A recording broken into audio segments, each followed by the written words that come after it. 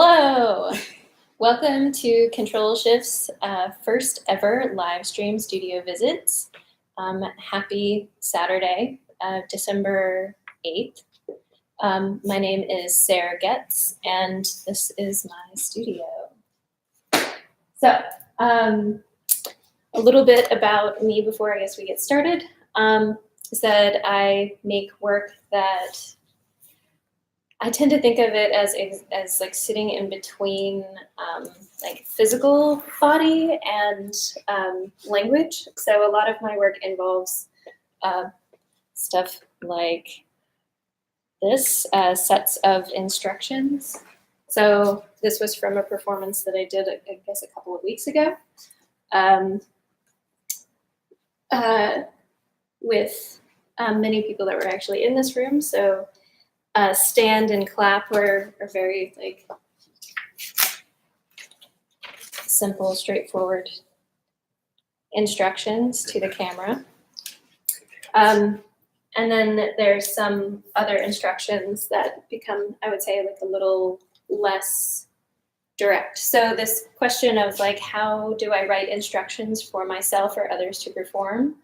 And how does that like sit, create a space that's in between language and bodily object or bodily action. So I thought I would mention one piece that I'm focused on right now. I'm sort of revisiting a piece from about 1.5 years ago called Hold Your Tongue, in which I wrote a set of instructions, and they are these. 1, find a guide to a well-ordered universe. 2, become a person of letters. 3, suffer violations at their lips and hips. 4, find them in your mouth when you are finding your way. 5, learn to talk around it. So this piece, I made a 26-channel video that was going through the ABCs, each with a different way to hold your tongue. So the first one was hold your tongue with a film, which I played a movie on my phone, and hold it up. The next one was hold your tongue between 2 books. Do that one for y'all.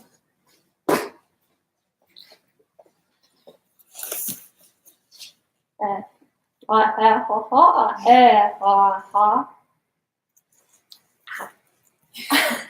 forgot that this piece actually was really painful physically to do, maybe a little emotionally painful too. And so in revisiting this, I'm trying to imagine how each of these sets of instructions goes through the ABCs, but also like why so many artworks over time have gone through the ABCs, like why primers, why anything else that has this relationship to the alphabet, like why do we use it as a way to structure when we don't know what's going on? Yeah, I could go on about that for a while, but do y'all have any thoughts or questions? Yeah, so ever since that residency and those things that you've been doing, what's happening now in the studio? Residency, sorry, what? No, here in the studio, like what's happening here? What's happening here? Well, today I spent a whole bunch of time trying to understand the distribution trajectory of Jackson 5's ABC. Y'all know the lyrics to this song? It's one of these, ABC, easy as 1, 2, 3, simple as do, re, mi, ABC, 1, 2, 3, baby, you and me, girl. That song? Mm-hmm. That one. So the lyrics, like in between the chorus, is actually like really kind of upsetting. So this piece was originally about sexual assault, and I've been thinking through it a little bit how it functions with, like, this piece became really funny. Like, it kept going in and out of funny and not funny. And yeah, lately I've been thinking more about how some of that funniness is coming from just a strange juxtaposition. And the song ABC was like one of the earliest smash hits of Jackson 5, actually. And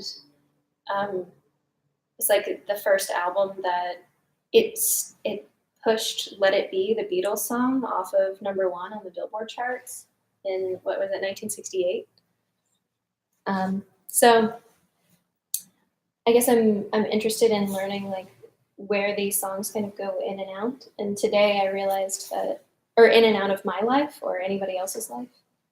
And that song in particular is a really creepy one in which it's supposed to be describing a teacher, or it takes like all of this vocabulary from teaching and mentorship and turns it into a way to hit on someone. And so it's like one of the lyrics is, I'm gonna teach you how to get an A. I'm like, I don't know, it just like gives me chills. It makes me really uncomfortable. So some of what I was doing today was just tracing the lineage of that song and where it's been, how it's gotten reappropriated, including a song called OPP. Do y'all know this song? Wait, like the I forget who's talking about it. It's a what was it? Nash. Crap. Why am I forgetting it? Queen Latifah like launched to these people. Naughty by Nature. Oh yeah. OPP. Yeah. Which stood for other people's penis or other people's pussy. Is actually what it stood for. It's a song about cheating. I don't know that. It's interesting. But anyway, it's like largely sampled in that song. So it really made a comeback in the early 90s, which is when I first started. Can I ask you, can I change directions? Yeah, totally. I've always been curious about how you ended up on Post-it notes and also like your kind of like general like color schematic, especially because like you very much embody it. Right, yeah. Yeah. Color, I guess we've been talking about color for a while. So Post-it notes is actually very easy to answer. That's a really old thing. Do y'all want to sit? I'm fine. I was gonna Please, someone. move this closer to the Post-it note. Yeah, go ahead. So Post-its are really easy as an answer because Post-its started with my mom. My mom, when I was a kid, the first time I ever tried to write an essay, actually, the first time I ever tried to write an essay was when I was maybe less than 12 years old. It was like for a school assignment, it was probably less than a page. It might have only been a paragraph even.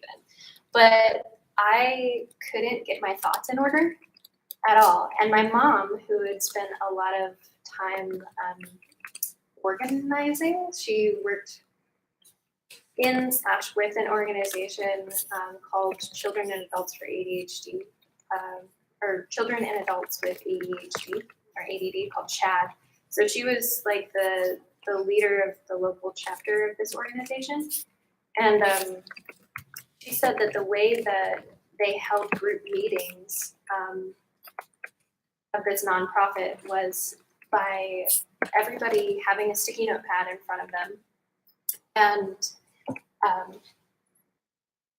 so everybody's got a sticky notepad, and then they would have these meetings in which they would rearrange, like whether it be priorities or whether it be thoughts about what the next thing that needed to be accomplished in the organization. They did this really major thing where they like built a huge playground. I remember working on this project actually. So they built a community playground at one point, and sticky notes were how they figured out the order in which to do anything that they needed to do in the organization.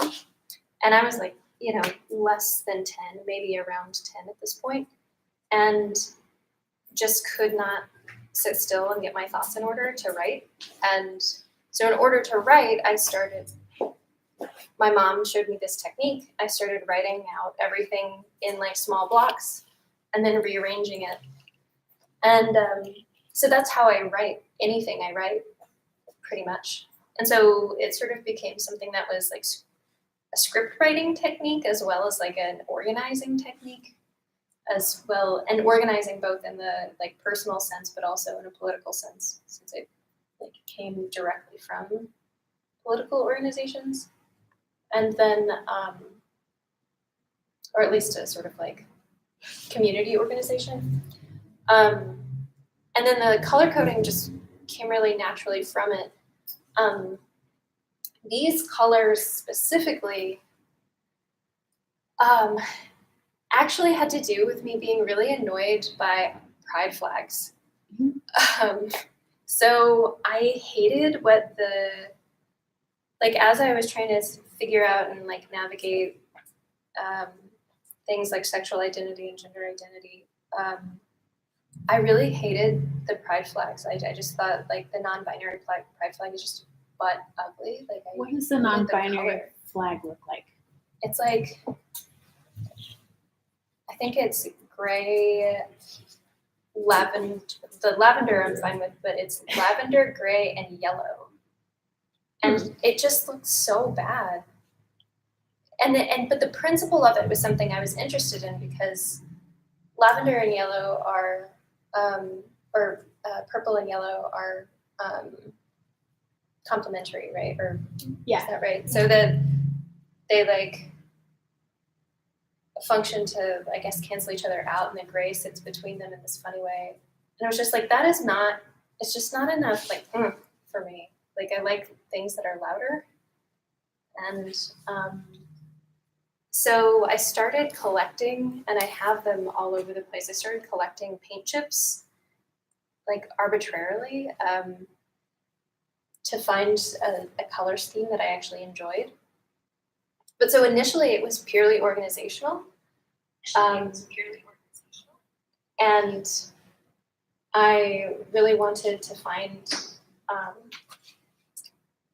a set of colors that would identify,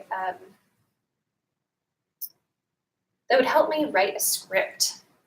So they're all color coded. I have like each of these is something in particular. So every time I use orange is specifically for instructions. So if you're seeing a text on orange, that means it's something that you can physically do, or at least in principle physically do. So like this one, keep your own gate. Like I was just thinking about trans gatekeeping, and how that term is really fraught with gatekeeping. So if it's orange, it's like based inside of action. If it's blue or teal, it's something that is from a piece of material that already exists. So it's sort of like a quote that will fall. So like this, do your face with magic markers from a song by Christine and the Queens. Put a shirt on is actually something my dad told me at the age of like 5 that still pisses me off. I'm walking here is something that Wandley said one time.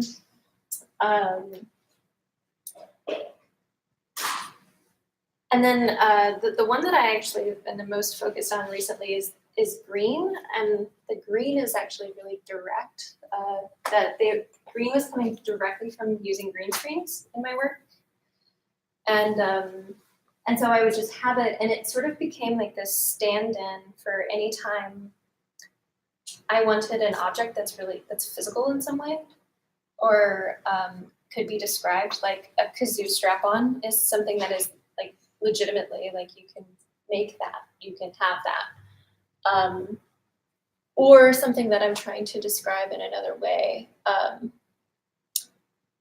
Instagram story triple bingo was during this like moment this summer where there are all these bingos all over Instagram for some reason. It was like that was the trend. Like the astrology bingo. Yeah, exactly. This one was it's like a non-binary trans switch bingo. Like, and this was a quote from it. And so I was just thinking about that as a material, as something to like work with. The pitch of your voice when no one thinks you're talking out your ass is like that's a pitch. It is a pitch of voice. And because it's something that I could isolate in material, like I can take a clip from my like audio recordings and say like, that's the pitch where everybody believes you. Mhm. So that's where that came from. I have a question. Yeah. Do you think you could talk more about this project? I know you worked on it at this residency over summer, and kind of about your relationship to language, since most of your work or the work that you've been working on recently has a lot to do with words and writing and language. Yeah, well, actually, so this piece, I don't know if I've actually told any of you this, but this piece came from a book on ventriloquism, or I was reading this book on ventriloquism, this one, called Dumbstruck. This is the book. And because I was working on it, it's a book that's about the history of ventriloquism. And the book goes through everything from the oracle at Delphi, who supposedly talked, made predictions from her vagina. Little did you know, but that's apparently how the oracle at Delphi made her predictions. And this book talks about, it just drove me crazy. This book drove me completely bonkers because it was like so situated within like a very particular Eurocentric binary psychoanalytic conversation that I really wanted to get outside of it. And at the time I was also really heavily exploring thoughts about, I was doing vocal exercises to see if I could get myself a deeper voice without taking testosterone. And so I was thinking a lot about what it would be like to have my image but with a different voice entirely. And so I was thinking about ventriloquism, reading about ventriloquism, and I think the act of quoting someone, but subjectively quoting them is one interesting way to ventriloquize. So all of this type that's back here is stuff that I scanned from this book and then printed on a Vandercook. And then all of this is stuff I typeset. I'm sorry. Ooh. And then there was darkness. And then there was light. So yeah, this book, Break Your Voice, was coming from me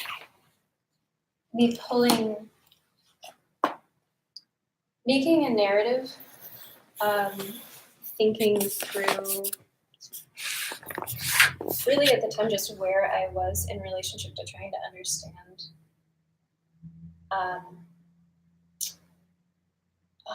a lot of things, but some of them being like accusations of like, or not accusations that were at me, but accusations that I had at myself, of like trans-trending, or thinking through where I was sitting with gender and sexuality and humor, but also thinking through like that relationship between that and like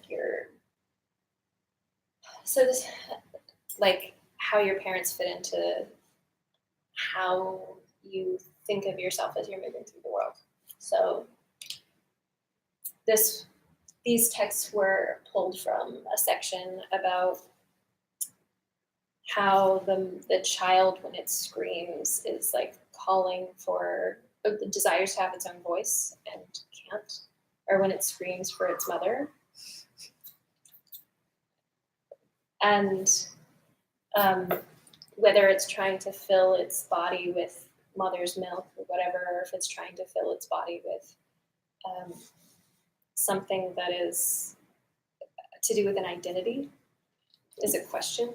And since this book is so based in like psychoanalytic theory, it's like, you know, it feels a little disgusting to me, but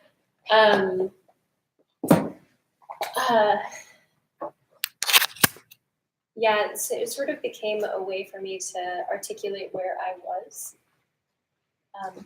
and to find some kind of joy in that, and to think about, safety. This is a direct quote from it: magical, miraculous, monstrous. And most narratives about trans bodies include those three things. So yeah, it's just where I was at. And doing it in typeface was really, or like setting all the type was a really exciting thing. Other thoughts, questions? I guess I'm also, like, it's cool to see the Post-it notes this way, because I think I had like this older work that's down here where it's, you know, kind of more what you would expect of like Sharpie, like handwritten on like smaller like Post-it notes, is like, you know, it's really interesting to see this newer stuff where it kind of like the aesthetic of it kind of splits, Right. and also like kind of gets more aestheticized. So I guess I'm wondering, like, you know, and also like because I've seen you perform, like, I guess I'm wondering, like, are those like two things that you're pursuing at once, like kind of this like the score and kind of the aestheticization of that versus like the performance? Like, does one feel more primary to you? That's a good question. I don't really know. I think for a long time, I do get frustrated spending so much of my time and energy writing out these scores and having no way to get them out into the world, that other than work that takes years, because the scores are often not for performances, they're for like video. That takes a long ass time to do. It's frustrating. So I'll do these like pieces like this. This is from another piece. What?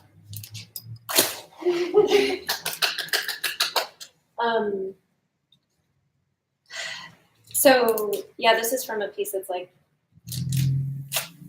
The video mirror. oh right. It says have fun. Have fun. Keep up. So all of these are from a short performance that was maybe like a minute long, depending on how I was performing it. And performance is like new to me. And performing for camera is not new. I've been doing that for a long time, but performance in terms of doing it live in front of an audience is really new. And it's partly because that's one way that I can get text out like quickly to people. And I think that this sort of aestheticizing of the text is just another way to get it out quickly So when I'm thinking of like what's the actual core of my work, it's really just the writing. That's where all of the hardship is. And the rest of it's like play or like calm, and where everything that really takes my energy and thought and concentration is all in this. So every one of those sticky notes, including the bigger pieces and including the paintings, which aren't out right now, all of the paintings started out like this. And blowing them up or translating them into some other form feels like just what I have to do in order to show the work. You know, it's like having to proof something in a like geometry class. Yeah. But it is funny. I think that aestheticization question is interesting. Like, what's the point of that other than just showing stuff in the art world? Well, I mean, but also like that you're choosing different. I mean, I don't know. Like, it also reminds me of. I don't know what I'm trying to say. There's a couple things. Like the spacing of the text, like on those pages, has like a concrete poetry kind of thing, and it also seems important. You're choosing different typefaces, and I'm also kind of thinking of things like, you know, like that Yoko Ono has that like that grapefruit book that's like scores, and you know, it's like then kind of what you're asking people to do is like read it and think through it, and that's like another. I don't know. I feel like you've got all these like different layers, and like to see it this way like invites that for me, I think. There's also something really interesting for me about aestheticization, like the ethics of aestheticizing really like ugly, violent things. Yes. And the ethic, like there's a lot of writing about that in terms of photography, in terms of war photography, in terms of torture, and how that is used as a tool. I think it's interesting that when you aestheticize these things that are like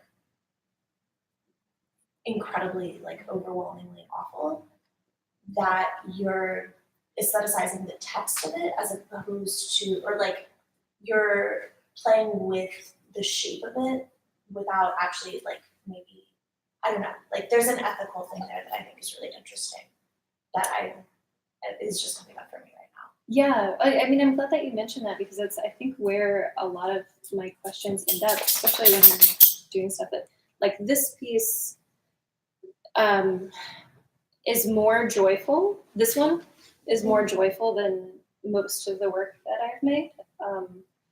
But I have a lot of other work that really sits harshly, especially with like pop music, and where music that is supposed to be joyful ends up getting situated right next to music, or next to actions that are really violent.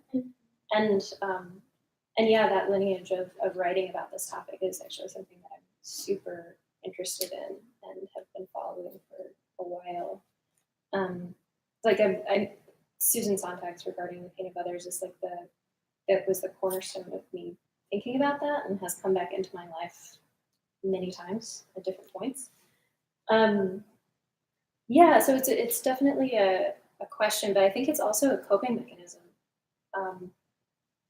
And if I can make myself laugh at something that made me very unhappy, then I can have it sit inside of my memory in a way that that gives me a sense of ownership over particularly over like this piece, which was about sexual assault that really happened with a teacher.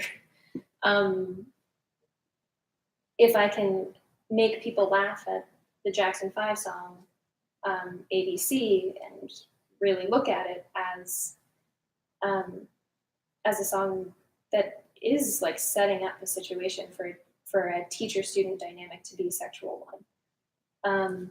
If they laugh at it, there's like usually a moment, or I try to build in a moment in my work where, actually Kat Genge said this to me one time, so a friend of mine, she told me that when I do this, when I make people laugh in a piece, I usually am making them laugh and then making them ask why they're laughing. And yeah, it's just, I think that's sort of the goal for me when it has to do with particularly with violence that I've experienced. On that note.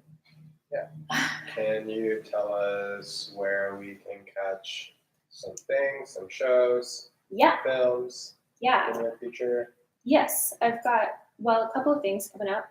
Well, two things opened last night, actually. The Endless Biennial in New York at Endless Editions. Welcome to Miami, which is a show about art world supervillains. In this case, the art world supervillain, Stanley Kubrick. That show has my piece, Me and My Army, in it. That's in Findlay, Ohio, at this cool space called the Neon Theater.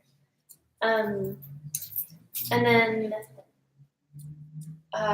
let's see, going to be, the other shows that I know about are both that I know about right now are in Chicago in June and May. So those will be at a couple of different spaces, Comfort Station, and it's called Prosperity Space is the other one. Cool. So that's what I know about right now. Hey, Yay. Thank you so much for sharing. Thank you for Sarah. joining. All right, Okay, I'm going to so cover this up and we're going to walk to our next studio.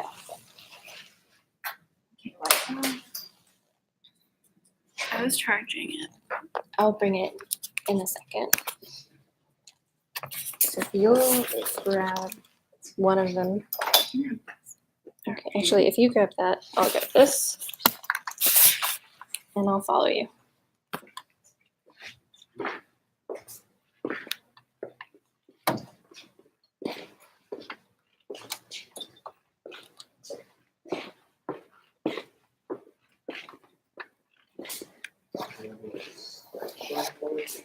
Yeah, I'll take care of that in one moment. Just I need somewhere to put the computer.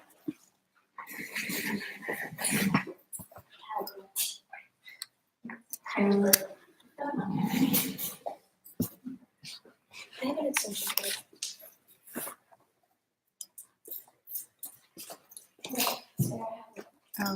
Can someone lift that around the bag? Can Yeah, go and ahead and get started, and I'll make sure this happens. close. So the cord here.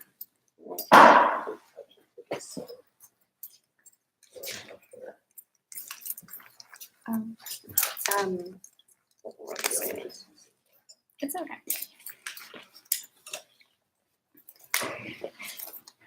Do you like this framing? You can stand back more once we have that landing.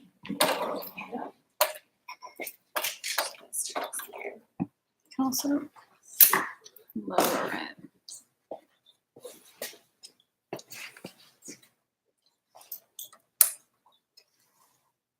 Ta-da! So you're not in it yet. Yeah, that's chill. Yeah, you just stand over there.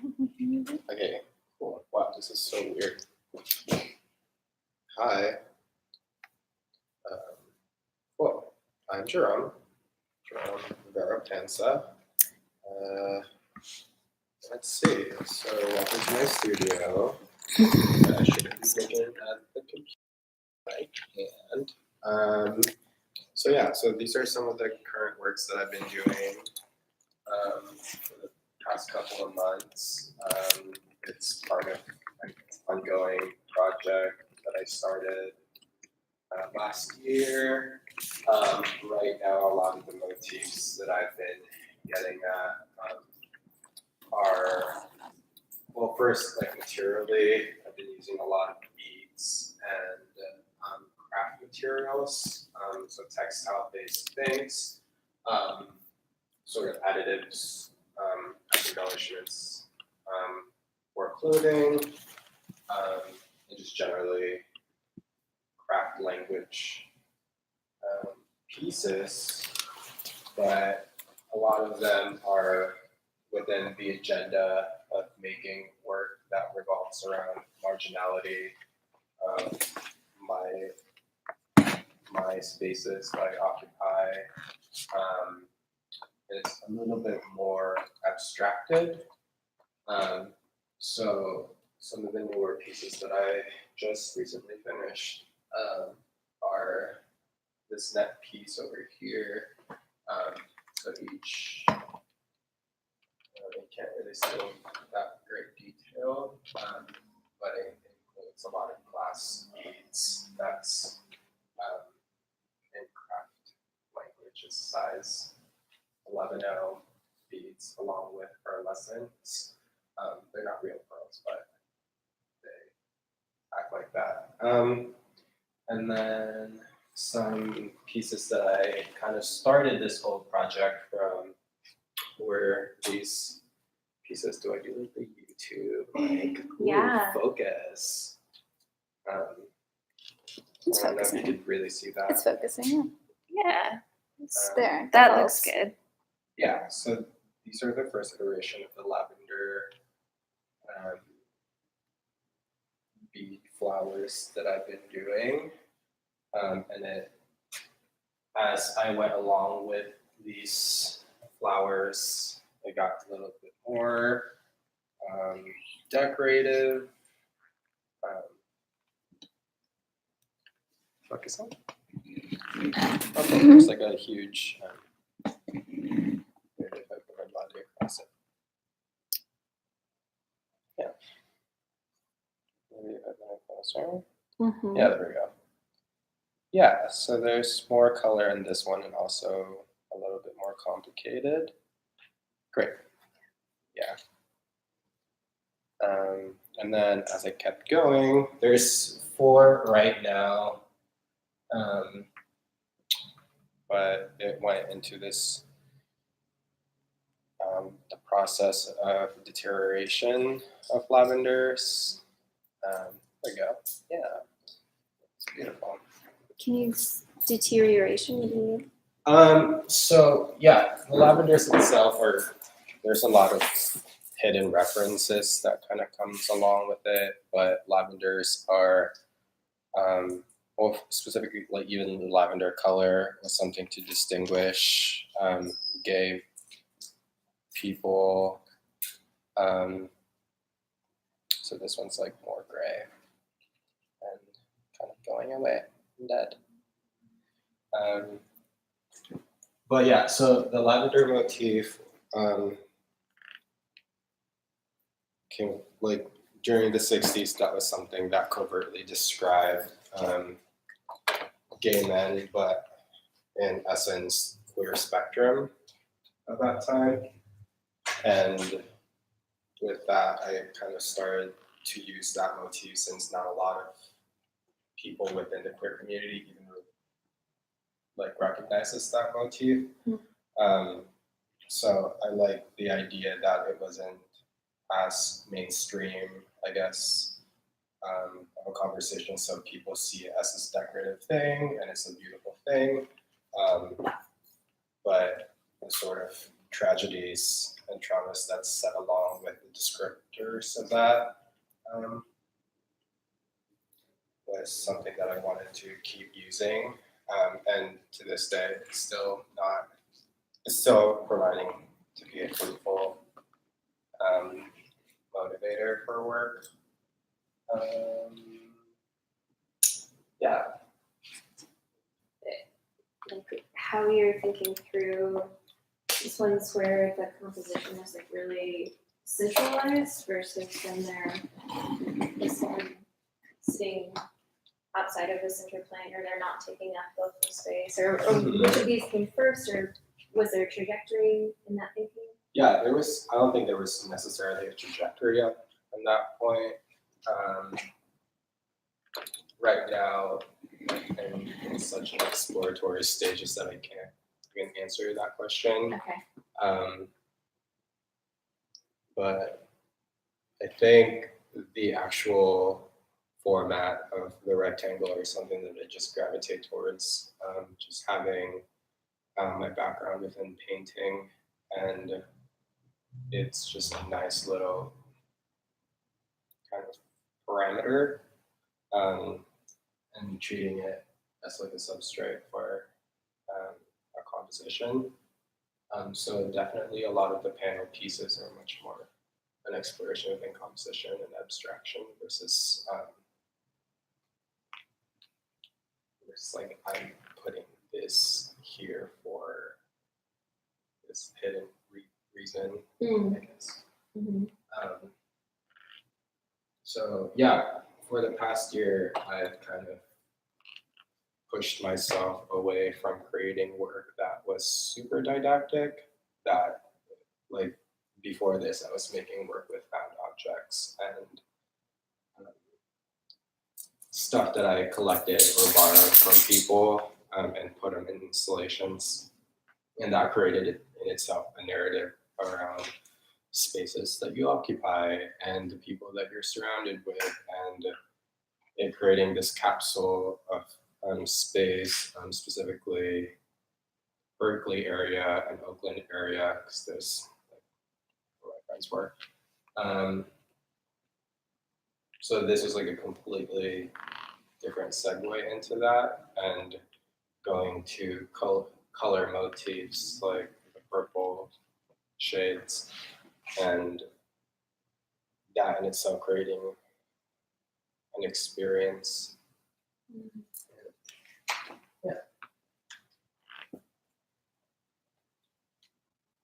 I have a question. You kind of touched upon, I feel like, a little bit with lavender when you're talking about it, but could you talk more about your interest in this specific color and how you see it working in your work or your inspirations?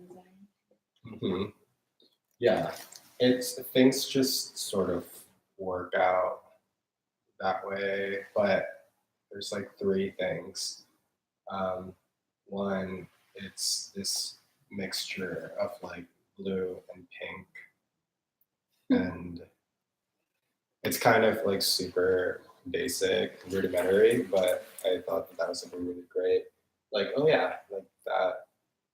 And it was less harsher than the blue because I tended to like gravitate towards darker blues that didn't really photograph that well. It just turned black. So there goes kind of going back to questions of like color choices. And then purple also as a reference to like drag and the sort of outdated relationship that this color has had with, and problematic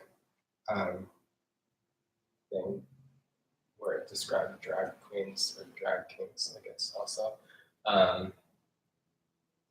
But being co-opted again by trans folks as another kind of color grounding foundation. And what was the last one? Oh yeah, and then just going back to the lavender thing, and it just made sense for me to kind of continue with the color scheme, just because there was something there, and I couldn't take away those signs to like continue with the color scheme. So yeah, a lot of purple shades or things that I guess push things forward.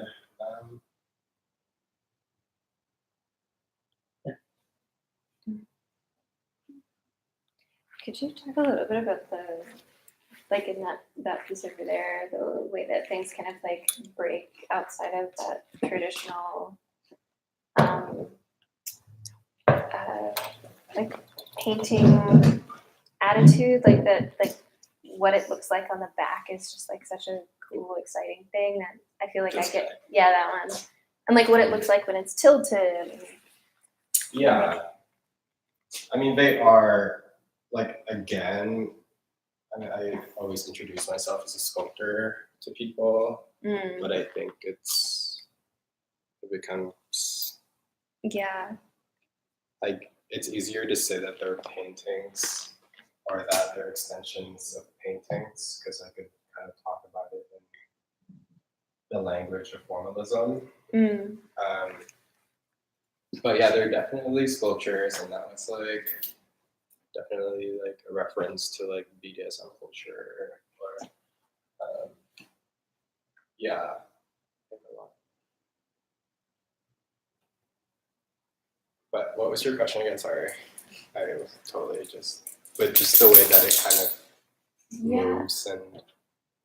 Yeah, the way that it moves is really exciting. And I remember the first time that I realized that they were like pearlescent ends to those, like the sort of excitement of that detail was really, I don't know, neat to me. And like the texture of that, like it'll not be visible to anybody on camera, but like the texture of this material too is itself like just so exciting. Let's try. Okay. Oh, I have to hold on to that. Okay. Yeah. Yeah. Well, I could say this about like sort of conversations around craft is just the fetish of the material, and that there was something to be said and explored around the idea of these things drawing people to look at them, and there was, to me, I had like this femme fatale kind of conversation where it was like trying to draw you in for something that was like much more hidden and talked about much darker things or lighter things, depending on like how you see that. But yeah, something like visual delicious or something else. Yeah, it makes sense to draw that in because I think it pulls away the conversation from the things. I guess, okay, so going back to the idea of being didactic, I didn't want to make work that was like, okay, this is about queer identity, or you get that from the get-go, that you had to kind of sit with the piece and like maybe fetishize it, maybe see that it's beautiful, maybe not understand it, or maybe kind of project some sort of like relationship of like sexuality around it. But then I thought that would be much more productive of a thought than me saying that this was about this friend of mine or something, or this was like about this experience that I had with some person, when in kind of retrospect, a lot of the things that I do are reflections of time and space that kind of like amalgamates in like such an amoebus way that to describe something in specificity is just not, it didn't work for me that way. So making something that, even when like I'm making these things, I'm not even like thinking about making them anymore because they're so like mind intensive in like a laborious way versus like I'm thinking about this concept.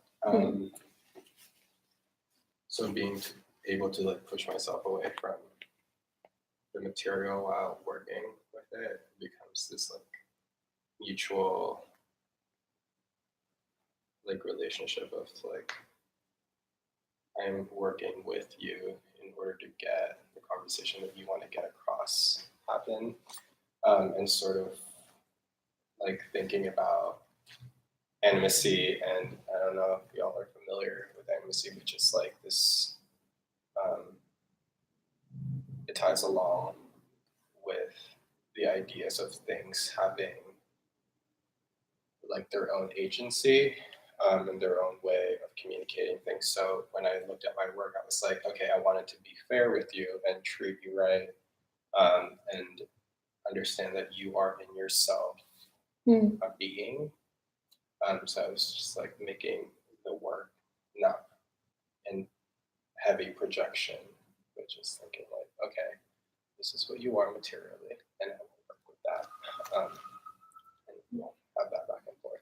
That kind of, I mean, I was thinking about like the way that you use grids, and that kind of like plays into that for me, like that they are, you know, especially because they're like beads and string, like they are flexible, and like to see the ones where they're like, you know, very much like pinned to the canvas and don't move, but then like that this one has like drape to it. Right. Like, is that part of that? Yeah, I think, like I was saying, this is like an ongoing project, and there are some of these pieces were made before sort of like realizations. So like, I can't say that I made this in conversation with that because I'm just making things. So with this being static and this being drapey, maybe that was just a material coincidence, but it wasn't like one's more fixed versus the other. Again, when I was making the panel pieces, this was like I started these like last year or earlier this year, I guess, because it's not New Year's yet. It is still 2018. Yeah, but I was interested in furniture, I guess. So I started using vinyl that was like furniture grade.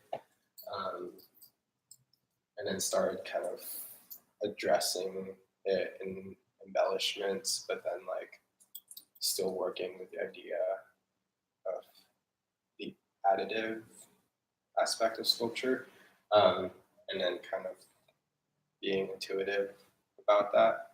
And then this one, this net piece was like in the same conversation, but at a different time. So yeah, grids are coming as this motif for me, and kind of around the same idea as the color purple or lavender. It made sense because nets or networks of people are things that catch people, but then you could project it into like fish nets, as in like stocking fish nets, or or actually catching fish, and then fish as like something to describe a drag queen or anyone who's like femme or high femme presenting. So then I was like, ooh, like I wish I was a trap at like some type literacy thing.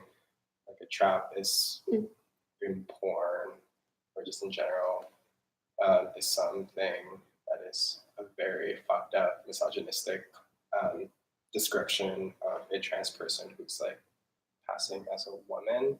And we can talk more about that, but I don't want to. Yeah, so lots of kind of webbings of ideas that just make it within the material as I work with it. I'm like, oh yeah, that is an important aspect of these pieces because like they somehow create the narrative as I go. Can you talk a little bit about the like these like little industrial-y moments? Industrial moments. Oh, like the fixtures and stuff? Yeah. 'Cause Yeah. They feel very intentional. Like everything feels very intentional. So I'm Right. curious what you're thinking. Yeah. Well, snaps and studs teeter this space of functionality and Fetish. embellishment and Yeah. fetish. Yeah. Where you can have like a leather jacket or something, but not every single button on it functions as you might think Right. it would, or harnesses like body harnesses as like a decor within like bondage communities, but then like I feel like some people don't even know how that functions or the possibilities of its functions. So yeah, being intentional about the studs as part of, because I was kind of worried when I was working with it because I didn't want it to be like something that was used to like fix something, but rather it's part of the conversation. So it's like using, I don't know if you can see it here. No, you can't really see it. I can tilt this guy on these bars using like gold eyelets and stuff. That this course that what I used as a washer. Oh. And then these guys using more than one thing, but also I could have just like taken the chain and like attached it to the panel itself, but that wasn't like being intentional to me, so there needed to be sort of grounding things that regarded how like fixtures are something that holds up something, but they don't get the recognition that they get. So I mean, you could draw the lines of that in terms of like humanity, but yeah, I was just interested in making sure that everything had a platform, Mhm. and that even the fixtures themselves become part of the composition rather than like this thing to hold up a bigger thing.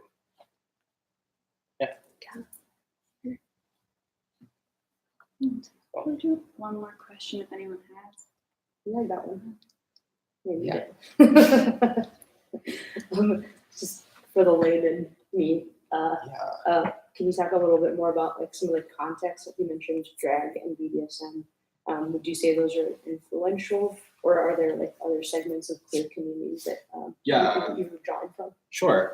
Yeah, it's super influential, not in terms of like it's not that I heavily participate within these spaces, but I do in some way or form. But some of the things that they said in the beginning was that I kind of function within the margins of queer community, I guess, and that, or maybe I'm just like focusing a lot of my energy within spaces that I'm probably not supposed to be a part of, or just I shouldn't be giving a lot of. Yeah, I guess like the difference between like heavily like gay male demographic spaces are probably not the best thing to be like, that's a queer community, how come I'm not a part of that? But yeah, they are heavily influential in terms of things that I started with those kind of questions, because I felt like there was a lot of people that was talking about me about queer community, but then I was like, I don't know what that means. Because like I am part of smaller communities, but not the bigger thing. And I wouldn't claim to be a part of bigger thing unless I was heavily invested in it. So I wanted to make sure that there wasn't too much of a performativity on my part of like saying that I'm a part of these things when I'm always constantly looking on the outside, or I guess on the sidelines, always like against the wall in these spaces, like looking in or looking at. I don't know, that answers the question. Oh, one more little question. Where can we see your work? I don't have anything planned. Where do you want us to see your work? Well, there is gonna be our collective show. That's gonna be exciting.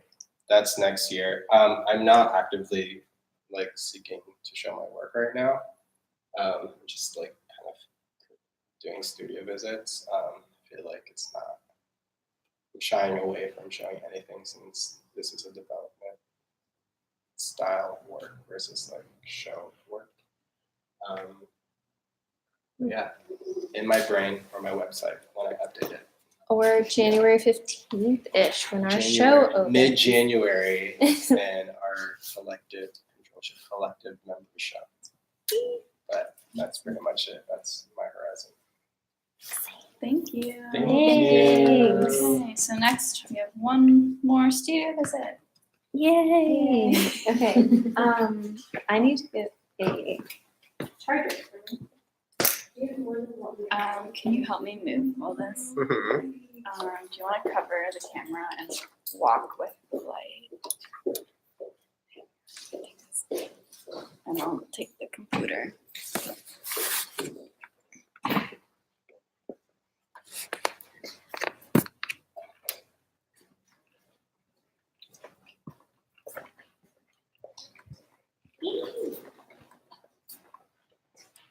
I really want to talk to you more about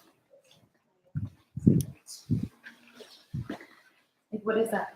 Quote, larger your community. What is that? Mhm. I don't know what that is. Yeah. Okay, so maybe you can set it up over in that corner to show a little of this. Okay, yeah, and if you want to plug something in, there's that outlet Alright, there, that'll and then work. there's this. This will work for one of them. Okay, And you can use that chair if you want. can you pass me that chair? Chair. I think you're supposed to do that. Yes. You can see yourself. No.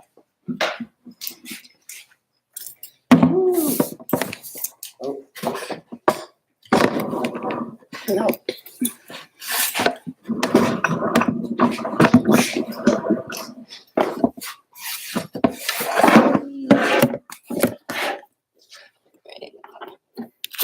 I feel like this should be closer. Yeah, this is pretty Yeah, good. this looks good. No, this looks great. We just won't be able to move because this isn't. We'll figure it out. Yeah. Why not? Cool. Yeah, I just feel like I have a lot of like little things. We can bring it over. Okay. Great. Yeah, you're well framed. Great. Hi. My name, or am I going? Yeah, you're going. Okay, cool. I'm Caroline Hayes Charuk. Welcome. I guess a lot of the work I have, I mean, right now it's ceramic stuff. I'm kind of, so the two things I have going on right now is like kind of a very slowly developing body of work that I guess I can start with over here. I guess, I don't know, my trajectory in the past has kind of like, you know, I'm sort of coming from this craft background and am sort of like very much like back in ceramics mode, and I'm kind of thinking about like kind of like some amount of like decor. I mean, I guess, you know, if I can refer back like in similar ways to Jerome, where like, you know, some of this is about how you like what sort of home decor, and then also like how one like decorates their body, especially as like ways to kind of like form or display identity. So, you know, that can be like femininity, or I mean, I think a thing that I'm starting to kind of dig into right now is like a lot of this current work is kind of influenced by my grandmother, who I think is kind of an interesting figure, especially when thinking about like kind of the way that like whiteness or like European American identity is formed, because like a lot of, you know, she's my maternal grandmother, and my mom's side of the family is like very Italian, but she actually had married in and is of like sort of German Jewish and Irish and kind of other like mixed descent, but then like as part of as my grandfather's wife, a lot of that got subsumed by his like the ways that his Italian identity was really important to him, and she's also somebody who like, you know, thinking about the ways that like my like relationship to femininity was formed, which was formed by my mom's relationship to femininity, which is kind of like which was formed by this grandmother's relationship, which was very like, there are right ways to do things, and like that's how you're gonna do them. You know, I don't know, like I guess I read as coming from certain kinds of like classed and gendered anxieties. So yeah, it's like that's kind of the stuff that I have in my head right now, and I'm also just sort of like kind of like slowly making these things. So I guess I can start like kind of the beginning of that trajectory is like I have sort of these smaller pieces over here that I like probably far away from. I've started like they were pieces that I started making when I started working with kids again. Is that more visible? Yeah, okay. That's better. Yeah, so these are pieces that like, you know, I was working with kids again and I was like, oh, I can use, you know, that sort of like quick making style that kids use to sort of make these sketches. So I have a bunch of pieces that like are all just made out of 1 pound of clay. So this one's kind of this like dead baby mouse thing that I think looks a little bit like a fetus. It is, For sure. Yeah, it does. But it kind of like, you know, and sort of through that, like these are some teeth. The glaze came much later, which was kind of interesting to sort of decide which parts, like I want to have this dry surface and what's like kind of this pink wet kind of thing.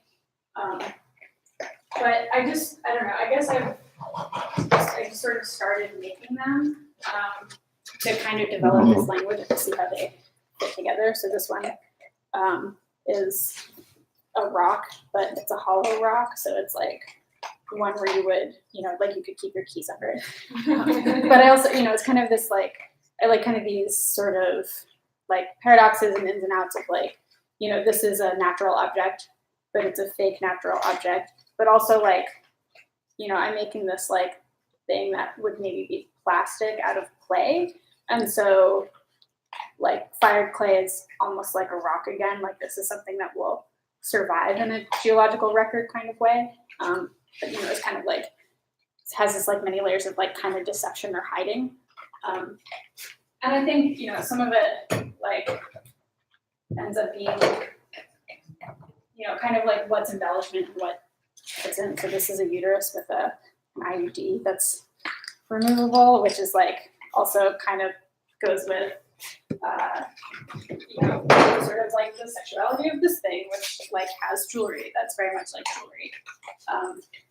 And yeah, so I'm like, have all these like smaller pieces that I've been like kind of, you know, editing and putting together and taking apart and deciding how they fit together. And have kind of branched out, like away from the really strict, like this thing is 1 pound of clay, to like smaller things. So I have these like, you know, like fingernail kinds of things, like actually like you put your hand behind it like this. I feel like such a YouTuber, like it's like my mascara. Yeah, so I have those. And then, yeah, so I don't know, like, I feel like that's sort of the start of like building this vocabulary. And, you know, some of these are things that because I like working with a lot of different materials, even though it's like hard to see in my studio right now, that I could also see, you know, going from these really like kind of small, dense, compact forms into like making them into like, you know, I've made things out of like tracing paper that are sewn. So, you know, it becomes like very large but very light. I've also been making inflatables, which is kind of a new thing. I have some here, and maybe like that's a fun way to end the studio visit when we get there. Yeah, so like to kind of give a sense of that. So, you know, like what happens if it's really big but collapsible versus like, you know, these things that are like small and hard and permanent, and like how does that material like affect the way that the object itself reads? So yeah, I feel like that's an ongoing kind of like almost like sketchbooky kind of project that I'm like starting to feel ready to show. But you know, I think I'm also kind of in this space of like just sort of like developing a lot of stuff and trying to make things and you know, seeing if they come out matching with what my thoughts are or not. Yeah, so I have that, and then I have like all these like thingies here that I'm sort of getting ready for a little bit of like a studio sale to kind of get rid of some of these things, but they're kind of fun examples of like me getting to play with surface. I think there's a thing that like I'm also really interested in as far as like craft and craft world and sort of like value within that world about like kind of both skill, but also kind of like material fetishism and hierarchies. So like, you know, like glazed ceramic work is like better than other ways of finishing things. And also like, you know, when you really get into ceramics world, like I feel like using glaze that comes pre-formulated from a jar is like also like not as good as somebody who can like formulate their own glazes and like, you know, has all of this like technical stuff wrapped up in it. And like the thing is like that, I feel like that's something that I have access to, but also on the other hand, like a lot of my like lineage as a maker comes from like going to Michael's. And, you know, I love having a studio here because we're so close to both a Michael's and a Home Depot, and that like formulates a lot of my aesthetic.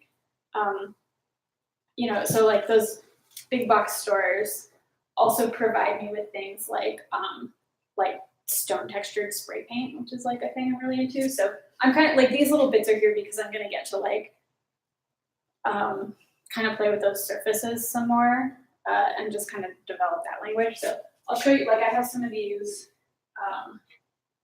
different, I'll do the YouTube thing again. So like, here's my like stone spray paint, you know, and like. Yeah, I think you have to go all the way up. All the way up like Yeah. this. And I can turn Oh this yeah. down. Oh, there it is.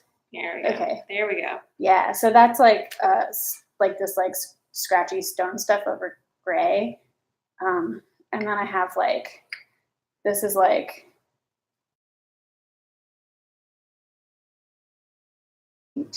That is kind of fun. And then I got this. This is like a combo of like metallic bronze. I don't think it's focusing all the way, but I got this like, Just back up a little bit. yeah. It's the shell that's Yeah, it's a little hard. So this also has like holographic glitter spray paint on it, which I was really excited about when I found out about it. But there is, I mean, and even like within the history of ceramics, like this is kind of a thing because like, you know, there's kind of this hierarchy of like porcelain being kind of the finest material because it's sort of rarefied and it's also like really smooth and clean and white, which, you know, is like has racial implications, I think, or, you know, plays into that like sort of idea of the hierarchy of like white being like the best or like colorism, etc. But then there's also histories of, you know, kind of in the exchange of that, like, you know, porcelain originally comes from China, and then sort of the way that like that Chinese like blue and white pattern sort of was distributed via trade and like copied and sort of picked up by other places. Like there's also a tradition that comes out of Italy of like earthenware, which is like, you know, like this kind of red clay that is glazed white and then has like patterns kind of painted on top. And that's sort of, you know, it's like China, the Middle East, and Italy, like there's sort of this trajectory of this, like these patterns that are like picked up and appropriated and sort of like copied and kind of faked. And I think that that sort of hierarchy is interesting. I do really want to get some like white glaze and put that on some of this and do that. And then put it, you know, like take it steps further by being like, and then this other stuff I'm putting acrylic paint on, and then this other stuff I'm spray painting, and this other stuff I'm like, just like doing like flocking or whatever. Have you flocked things? I do, yeah, actually this, I have, so this has kind of brought me into like, kind of this like, the fun with materials has brought me into these dog portraits. Can I like, yeah, just take the game. We'll follow you.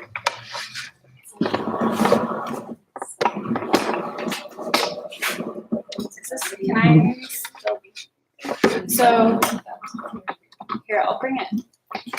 Yeah, see. There we go. You can bring it closer. This way I can still stand here. So this guy's a little broken, but this greyhound is flocked. And so it has, this is actually like a few layers of spray paint and then flocking over the spray paint.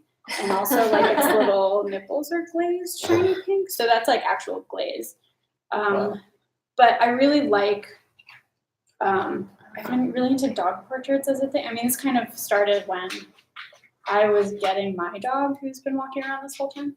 But just sort of like dog figurines and the way that dogs like can also be kind of these like status symbols, I think is interesting. So like you know, this is kind of like a rescue greyhound, but also like there's like I forget what it's like, Staffordshire figurines are like a, you know, nice like classy thing to have in your house. They're like also very collectible right now. And they have kind of, you know, they're also interesting to me because there's this like history there of like where you can see the handmade parts of it, but it's also part of this like the beginning of industrialized ceramics. So they're like, a lot of them have this like airbrushed like China paint on them that just looks so gross and bad. And so I was kind of trying to get that with like the flock and the spray paint. Like I, you know, kind of sprayed it very directionally from the top. So it catches on the flock in this certain way and like, you know, didn't take too much time to do it. So that's that guy. But then like kind of on the other end of the spectrum is like the rescue pit bull. So this one, like I glazed the inside of its mouth. I actually like didn't totally finish this one when I was making it. So this leg, like its legs are kind of like temporary. One of them fell off and I was like, oh, now it's a tripod dog, which like works for the rescue thing. But so the mouth is glazed and then the rest of it is spray paint. So it's gray with that stone over it. But it makes me think of like, you know, fireplace dogs or like the dogs that, you know, kind of like that you would put outside your house, like that are like cast concrete. And then the other one is a standard poodle that has sort of, I glued these little beads all over it, and it has like pearlescent powder on top of that, but it's all acrylic.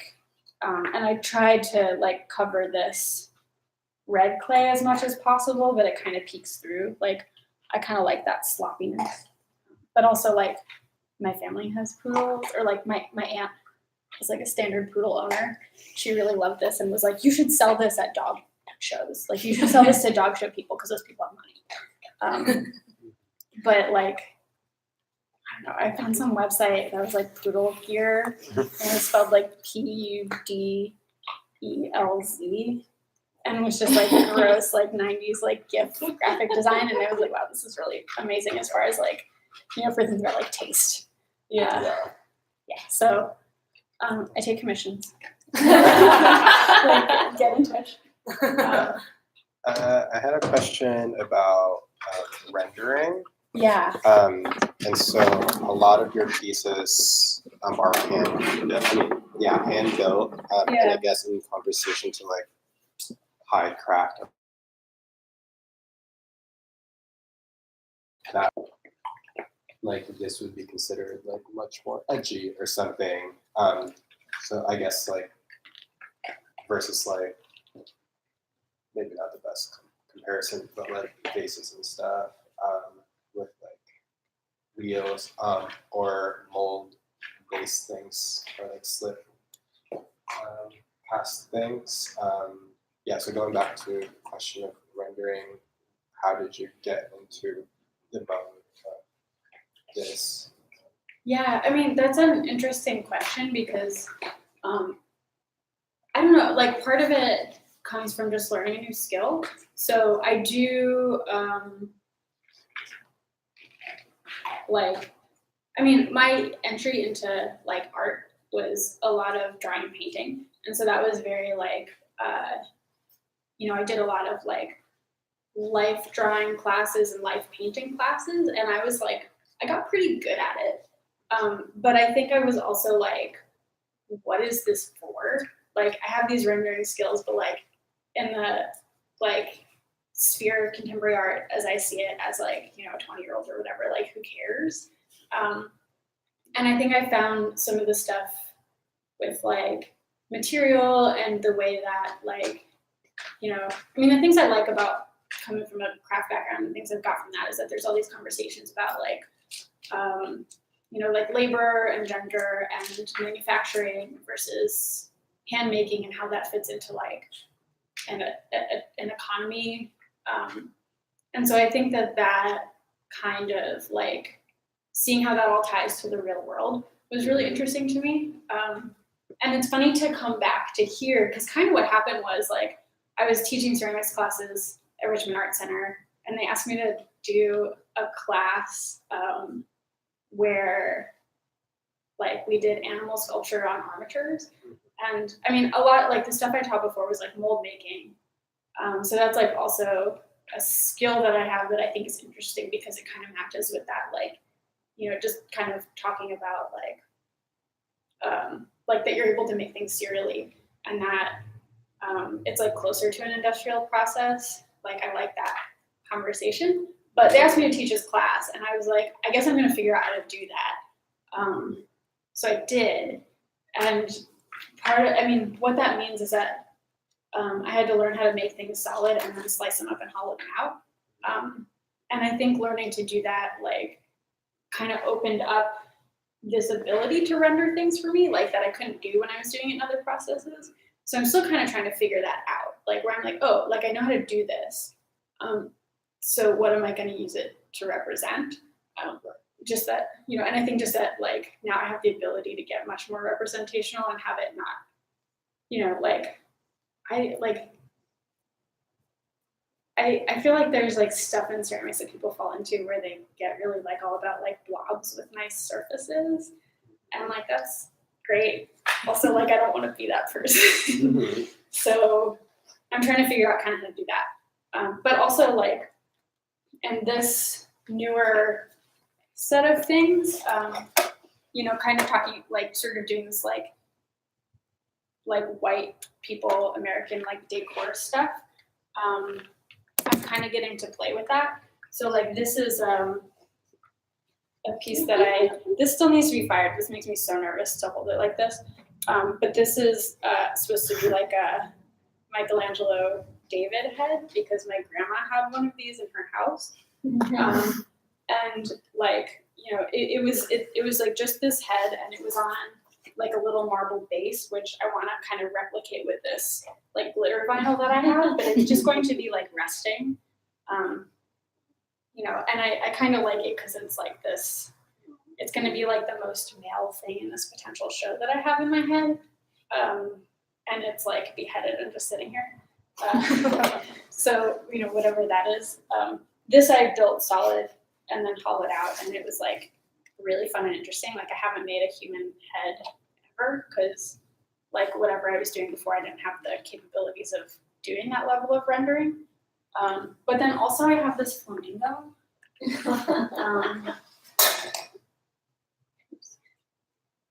That's gonna be, you know, it'll sort of be like a long flamingo kind of thing.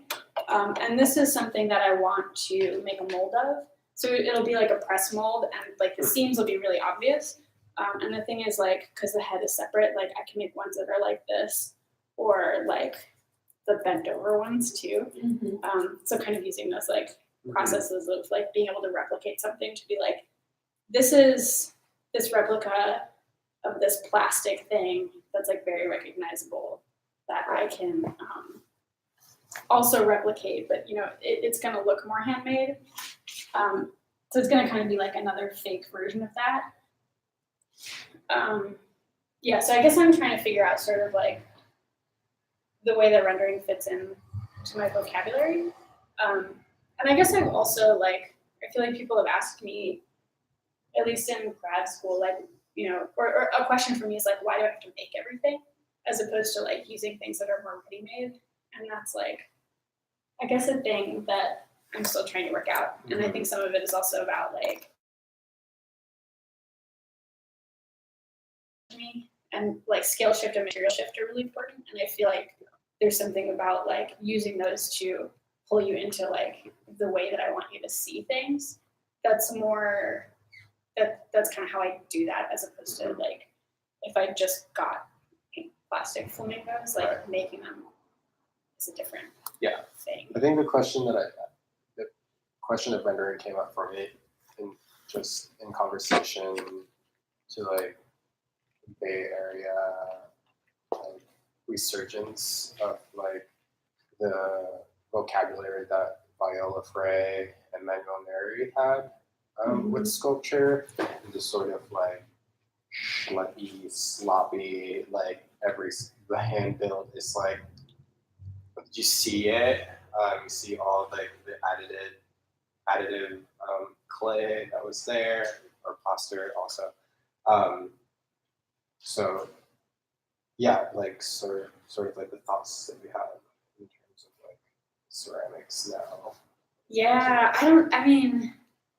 that's interesting. I guess I don't know that much about like Manuel Miri's work, but I know Viola Frey, and I've seen Ruby Miri's work, and it is kind of, I don't know, it's like there's something about like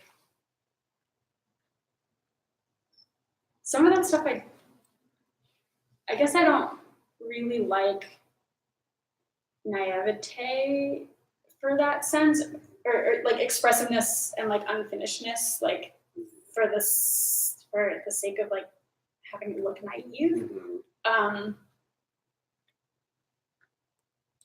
I don't know, and it's like with some of this stuff, like a lot of this work that I do is like really fingerprinty, and it's kind of because like I'm lazy, I guess, or like because I feel like it loses like some of its life. There's a difference too between it looking naive and it looking cheap, which is something that I feel like you are interested in. Like something that might look cheap. Yeah. Like cheap in the sense of like spray paint, but then it's not cheap. Like you get these moments like this, like the flocking versus the spray paint versus the glaze, like that kind of like, I don't know.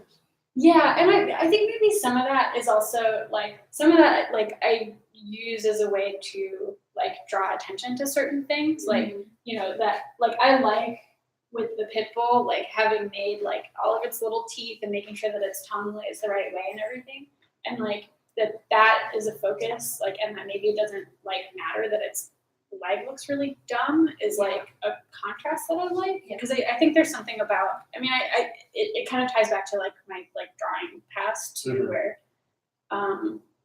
like sometimes I feel like the longer I work on something, like the more stale it gets. So just to like let it be alive still, and like, and that's actually what I think is really fun about playing with the surface over it too, is that like, it just kind of gives you, I think I'm out of the frame here, but it just kind of gives you like more to grab onto.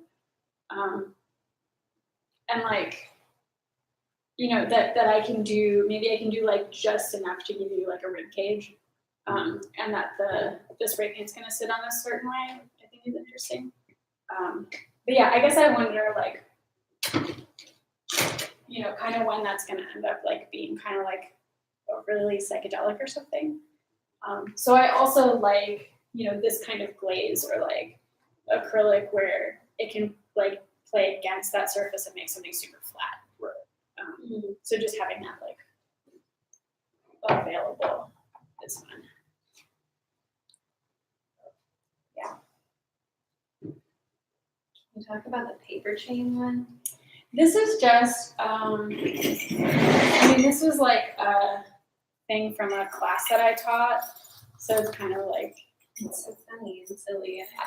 Yeah, I like teaching because it kind of gives me a chance to do this like stuff that I feel like is like a little bit dumb that, it doesn't have to necessarily connect to my work, but sometimes stuff finds its way in. So, this has a little bit of that like kind of material transmutation for me. And then like, it was really hard to paint, so it's like really messy. Can I do this again? So like, Tune it down. The red, oh, that looks great actually.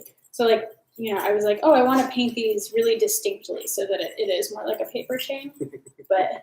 Put all the hands.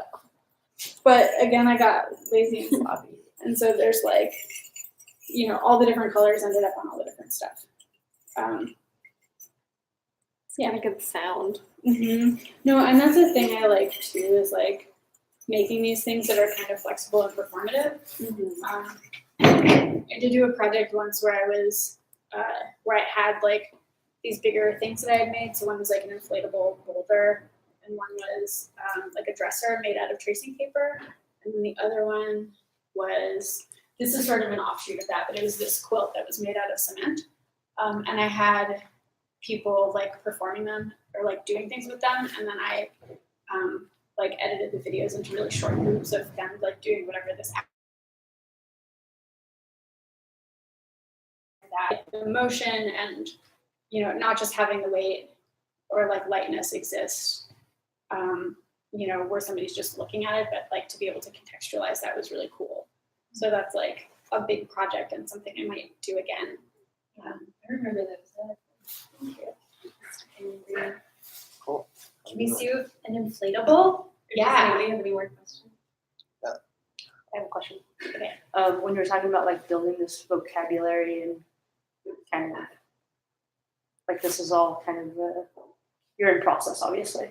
Like, have you finished something or been in the midst of something and like it's like changed your mind drastically and like which direction you feel like you're going, or maybe not even drastically, maybe a little bit, like something Yeah. more than some others.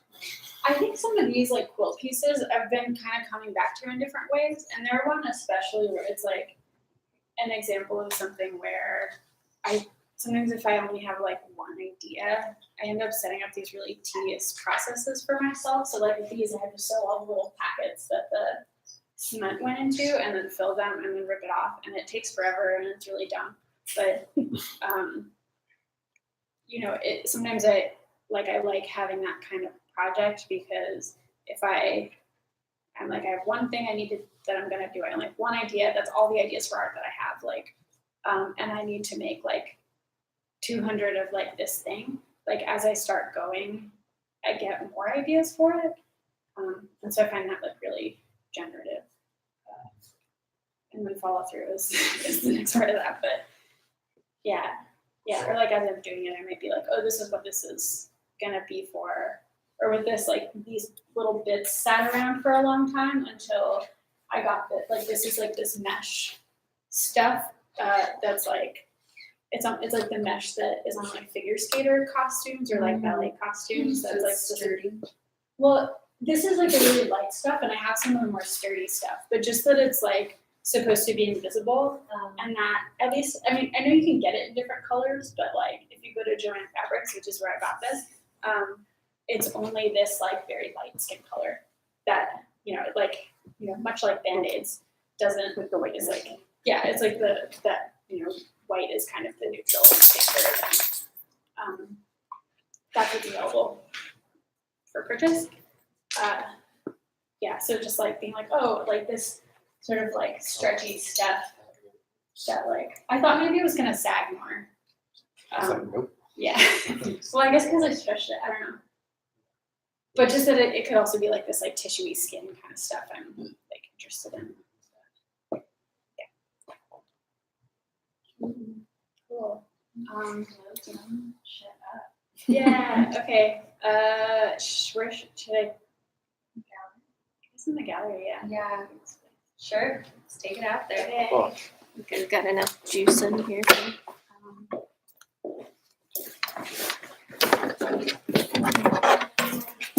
We can plug it into M's.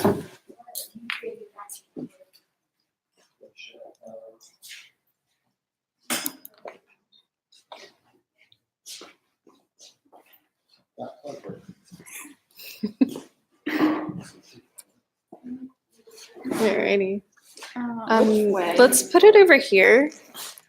Let's back up. Or actually, maybe let's like. It's really big. Okay. Ooh, let's go over to M's studio then. Here's Yeah. Okay. Cool. All right. Don't step on my computer. I won't. I'm gonna take this.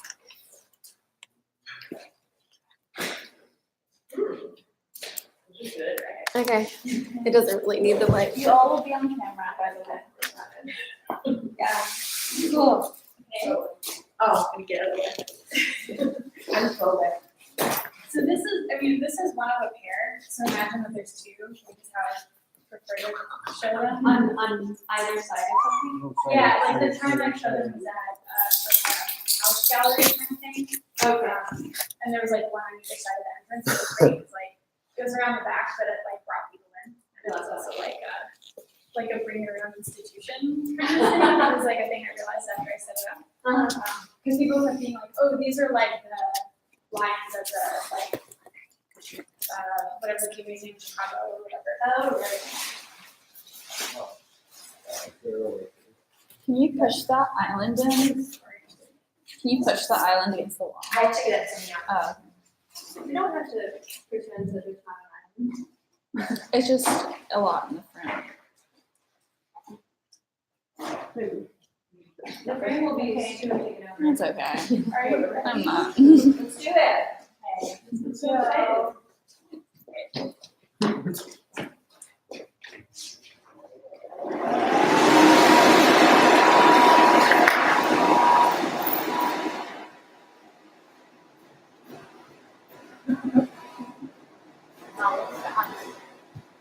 Oh my god!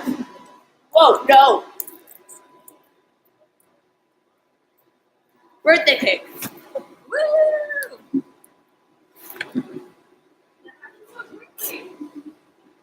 Magic!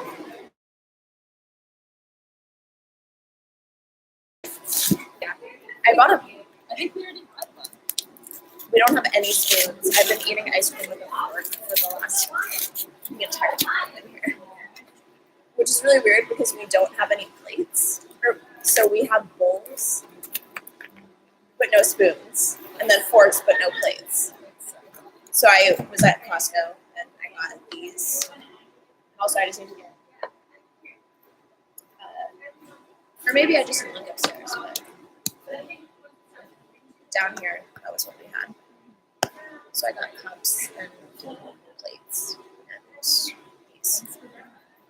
Yeah. Oops.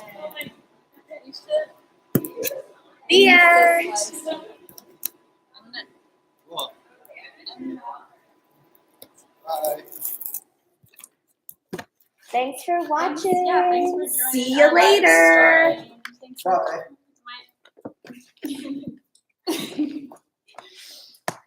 Make sure to ring that bell. Yeah, We're on thank you YouTube, for right? joining us. We will be doing another live stream in a couple months with 3 different collective members. So keep looking out for that, as well as the what's it called? Oh, our syllabus is coming out soon. Oh yeah. And more blog posts by me. And another blog post by Ellie. And if you're in the Bay Area, please come out to our members show in mid-January. We'll be sending out more information about that. Yeah. Bye for now. I took a lot of photos of her. Hi.